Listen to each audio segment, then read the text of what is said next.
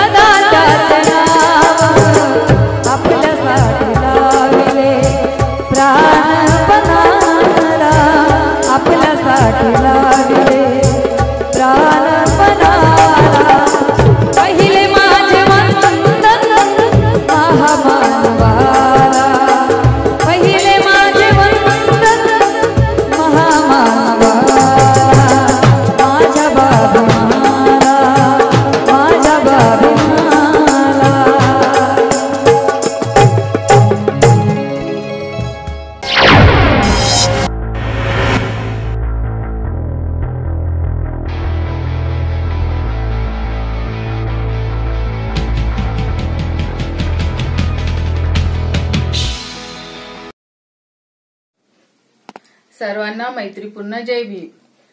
आपण पाहत आहात R K. Bhatkar YouTube channel. R K. Bhatkar YouTube चॅनलवर आपले सहर्ष स्वागत आहे। आमचे व्हिडिओ आवडल्यास चॅनलला लाईक करा, शेअर करा, कमेंट करा आणि आपण जर नवीन असाल तर सबस्क्राइब करायला विसरू नका। सर्वांना जय भीम। सर्वांना जय भीम। तथागत सम्यक संबुद्ध बोधिसत्व परमपूज्य डॉक्टर बाबासाहेब आंबेडकर, रामनायक सम्राट अशोक, आई रमाई भीमाई या आपल्या सर्व शरणार्थींना वंदन करून भारतीय बौद्ध महासभेच्या विद्यमान संरक्षिका महाउपासिका मीराताई आंबेडकर, भारतीय बौद्ध महासभेचे राष्ट्रीय कार्याध्यक्ष तथा समता सैनिक दलाचे सर्व डॉक्टर भीमराव यशवंतराव आंबेडकर साहेब यांच्याही कार्याला वंदन। भारतीय बौद्ध महासभेचे राष्ट्रीय सल्लागार श्रद्धेय बाळासाहेब आंबेडकर साहेब यांच्याही कार्याला वंदन। आणि आज ज्याचा स्मृती दिवस आपण या ठिकाणी अभिवादन करायला उपस्थित झालो ते सूर्यपुत्र भैयासाहेब आंबेडकर साहेब यांना एक विनम्र अभिवादन करून आजच्या या छोट्याशा कार्यक्रमाचे मार्गदर्शक, आपल्या सर्वांचे मार्गदर्शक आदरणीय महाराष्ट्राचे राज्य संघटक विजयकुमार चौधरी साहेब, या मंचावर उपस्थित भारतीय बौद्ध महासभेच्या महिला शाखेच्या अध्यक्षा मायाताई नाळे, महानगर शाखेच्या अध्यक्षा रम्याताई शेंडे, ज्यांनी आम्हाला सर्वांना सुरुवातीला शील देऊन आणि भारतीय बौद्ध महासभेच्या सूर्यपुत्राला वंदन करून निघून गेलेले भंते नागसेन, जिल्ह्याचे सर्व पदाधिकारी महिला आणि पुरुष शाखेच्या एकत्रितच भैया साहेबांना अभिवादन करण्यासाठी मोठ्या श्रद्धेने आपण या ठिकाणी उपस्थित झाला। खरं म्हणजे हा कार्यक्रम ज्या दिवशी मोर्चा संपन्न झाला, आपण सर्व निघून गेला, प्रश्न हा होता की खरं म्हणजे 17 तारीख त्याच दिवशी असल्यामुळे भैया साहेबांना अभिवादन करणं गरजेचं होतंच। आणि एक गोष्ट नक्की आहे की वरून येणाऱ्या आदेशाचं पालन भारतीय बौद्ध महासभेचे पदाधिकाऱ्यांना करणं बंधनकारकच आहे आणि म्हणूनच याची सर्वांनी नोंद घ्यावी। मला माहित आहे खरं म्हणजे तुम्ही लोकांनी जो प्रयत्न केला 17 तारखेचा वरून आदेश आला आणि आता प्रशिक्षण बंद पडलं, तो आदेश आहे। आंदोलनाचा दुसरा टप्पा होता, तो पहिला टप्पा संपला, दुसरा टप्पा सुरू झाला 17 तारखेपासून।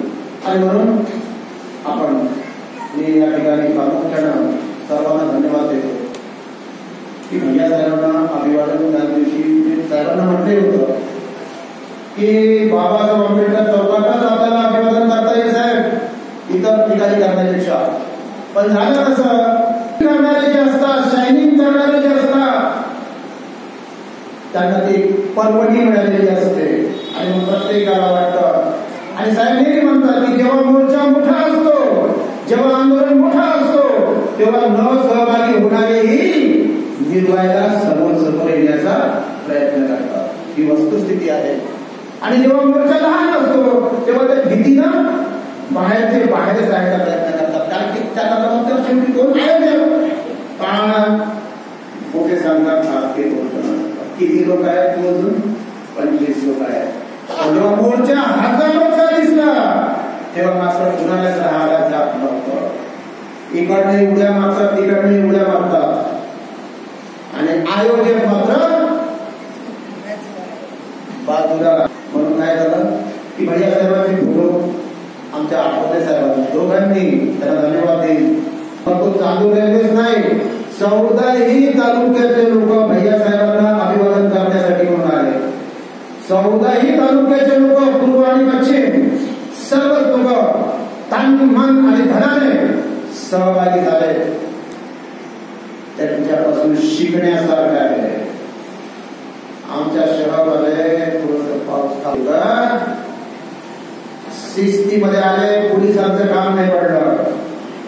ही आहे भारतीय बौद्ध महासभेची शक्ती, ही आहे भारतीय बौद्ध महासभेची ताकद. या वाटचालीमध्ये सर्वच लोक समजून घेताना प्रामाणिकतेचा कस लागते. सहज सांगणं सोपं आहे. नाही बळा माझ्या दुबळ्या बोलाचं नाही का, हे सांगणं ठीक आहे, खरं आहे. कुणाच्या पुढे बाबासाहेबांचे 4 लेख औषध पाण्याविना मातीत गाळावं लागले.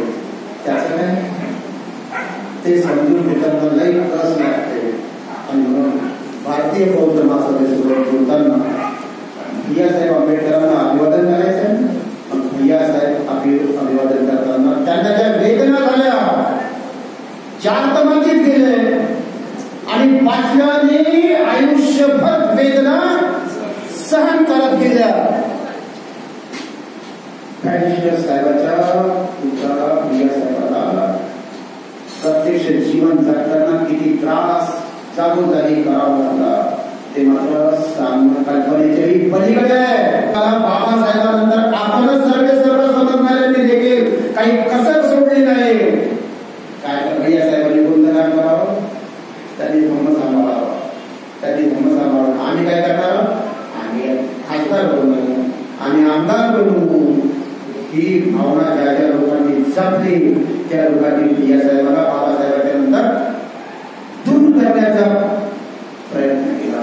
तरी पण सूर्यपुत्र म्हणतात ते काही पुत्र नाही. सूर्यपुत्राने सिद्ध करून दिला. मोठ्या श्रद्धेने, मोठ्या भावनेने आपण बाबासाहेबांना मान वंदना द्यायला जातो, आदरांजली अर्पण करायला जातो.